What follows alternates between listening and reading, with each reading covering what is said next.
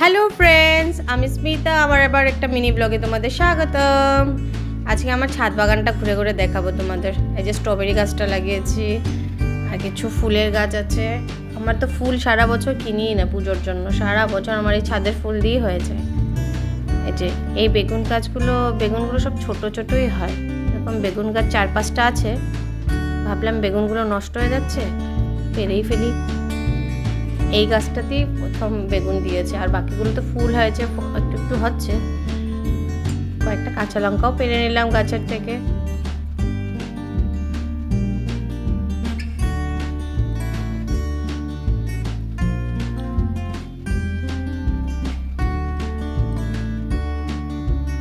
Tomato গাছগুলো আমি লাগাইনি, এমনি বিচি ফেলেছিলাম পাকা আর নষ্ট টমেটোগুলো।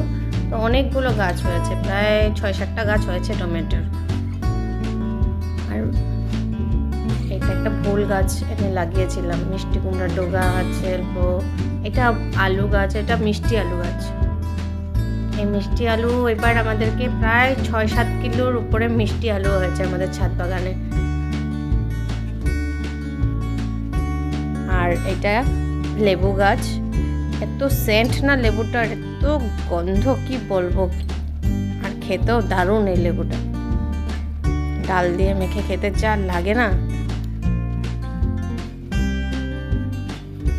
আমার এই সাইডে আরেকটা লেবু গাছ আছে, ছোট লেবুর গাছ দেখাচ্ছি। এই যে লেবু গাছটি, এটা কয়েকটা খেয়েছি, এখন হচ্ছে আবার।